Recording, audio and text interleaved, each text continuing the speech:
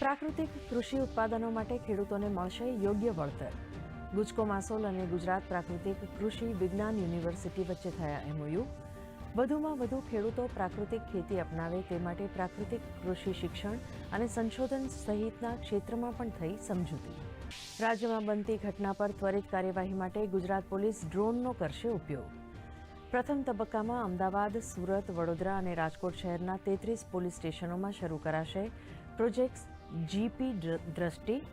PCR વાનની તુલનાએ ડ્રોનના માધ્યમથી response time 50%થી પણ વધુ ઘટવાનો ગુજરાત પોલીસનો દાવો.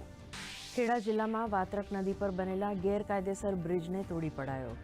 જિલ્લા કલેક્ટરે કહ્યું, બ્રિજના માધ્યમથી 700 મેટ્રિક ટન જેટલા રેતીના જથ્થાનું ગેરકાયદેસર રીતે કરવામાં આવ્યું હતું ખનન કરનાર સામે થશે કાનૂની કાર્યવાહી.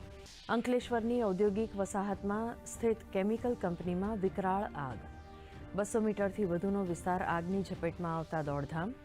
જાનહાનિના સમાચાર નહીં. 6 થી વધુ ફાયર બ્રિગેડના વાહનો દ્વારા આગ ઉપર કાબૂ મેળવવાના પ્રયાસ ચાલુ. રાજ્યમાં કાળઝાળ ગરમીનો અહેસાસ. 43 ડિગ્રી તાપમાન સાથે રાજકોટ, સુરેન્દ્રનગર અને ભુજ સૌથી ગરમ શહેરો. 10 શહેરોમાં ગરમીનો પારો 40 ડિગ્રીએ પહોંચ્યો. હવામાન વિભાગે આગામી 3 દિવસ દરમિયાન કચ્છ માટે જાહેર કર્યું ઓરેન્જ એલર્ટ. તો 6 એપ્રિલથી ઉત્તર ગુજરાત અને સૌરાષ્ટ્રમાં હીટવેવની આગાહી.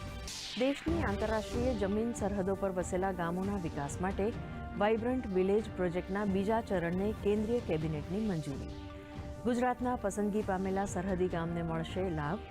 વીજળી, પાણી અને ટેલિકોમ કનેક્ટિવિટી સહિતની માળખાગત સુવિધા વિકસાવવા ઉપર અપાશે ભાર. પ્રધાનમંત્રી નરેન્દ્ર મોદીએ બિમ્સ્ટેક સંમેલનમાં સભ્ય દેશો માટે કેન્સર કેર ટ્રેનિંગ માટે સહાયની કરી જાહેરાત. બિમ્સ્ટેક એથ્લીટ્સ મીટ આ વર્ષે ભારતમાં યોજવાના પ્રસ્તાવ સહિત 21 મુદ્દાનો રજૂ કર્યો એક્શન પ્લાન. બજેટ સત્ર 2025એ રચ્યો નવો ઇતિહાસ. રાજ્યસભામાં વક્ફ બિલ મુદ્દે 17 કલાકથી વધુ ચાલી ચર્ચા. સંસદીય કાર્યમંત્રી કિરણ રિજિજુએ કહ્યું, લોકસભામાં 16 તો રાજ્યસભામાં પસાર થયા 14 બિલ.